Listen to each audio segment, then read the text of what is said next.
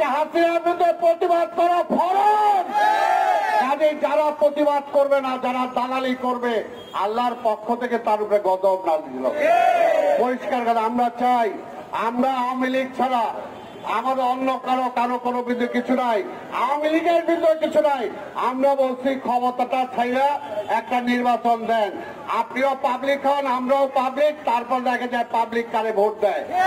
উনি প্রধানমন্ত্রী থাকবেন আর বলে নির্বাচনে আসো। আমাদের কি বুঝতে পারছে? সারা দেশ আগুনে পুড়ছে, মানুষ না খেয়ে অবস্থায় আছে, এক বেলা খায় আরেক বেলা খাইতে পায় না, কিন্তু প্রধানমন্ত্রী বলে কোনো অসুবিধা নাই, বলে কোনো অসুবিধা নাই, বলে গরমও নাই, চালের অভাবও নাই, জিনিসপত্রের দামও বাড়ে নাই, খুব ভালো আছে মানুষ। তবে শোনেন, কারণটা এই কোনোটাই তাদের গায়ে লাগে না, কারণ সারাক্ষণ এসির মধ্যে থাকে, আর সামনে পিছনে যে বাহিনী থাকে জনগণে তো দেখেই না। জনগণে দেখে? কোন রিক্সাওয়ালা দেখে? কোন কৃষক শ্রমিককে দেখে? দেখে না। যখনই তাকায় তখনই দেখে জেনারেল, যখনই তাকায় তখনই দেখে পুলিশের আইজি, যখনই তাকায় তখনই দেখে মোটা তাজা আওয়ামী লীগের ওই মুজিব কোট পড়ার নেতারা। তবুও তো মোটা তাজা আছে, সাইতেছেই তো আওয়ামী লীগ। কাজে উনি তাকায় তো আপনারও দেখে না, সাধারণ মানুষ দেখে দেখে না। সেটার জন্য সাধারণ মানুষের প্যাকেট জ্বালা বুঝতে পারে না। আজকে আল্লাহ বলছে যে অন্যায় করবে তার বিরুদ্ধে প্রতিবাদ করা ফরজ, ফরজ। আজকে হাসিনার বিরুদ্ধে প্রতিবাদ করা ফরজ।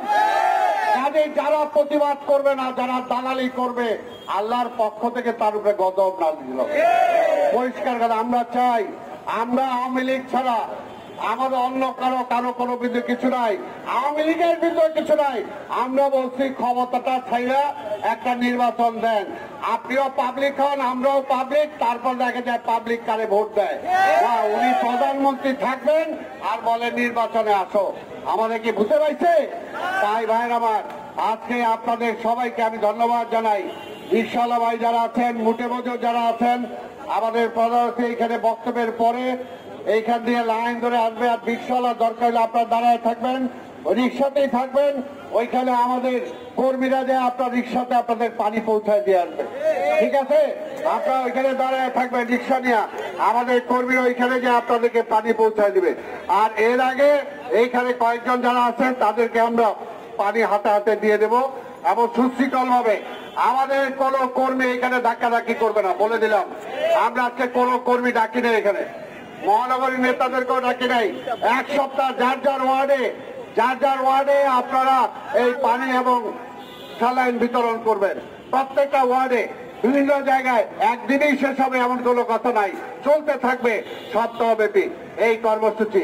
তা আমি আপনাদের সবাইকে ধন্যবাদ জানিয়ে, এবং আগামী দিনে বেগম খালেদা জিয়ার জন্য দোয়া আছে, আমাদের নেতা তারেক রহমানের জন্য দোয়া আছে। আমি বক্তব্য শেষ করব। ইতিমধ্যেই আমাদের মাঝে উপস্থিত হয়েছেন বেগম খালেদা জিয়ার বিশেষ সহকারী, অনেক মামলায় জড়িত শিমুল বিশ্বাস আমাদের মাঝে উপস্থিত হয়েছেন।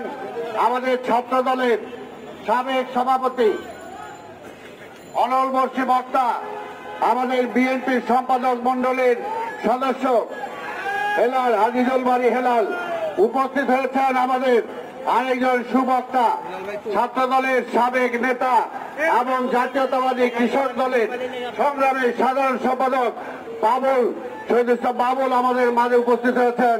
তাদেরকে আমরা ধন্যবাদ জানাই। আমরা প্রধান অতিথির বক্তব্যের পরেই আমরা এটা শুরু করব।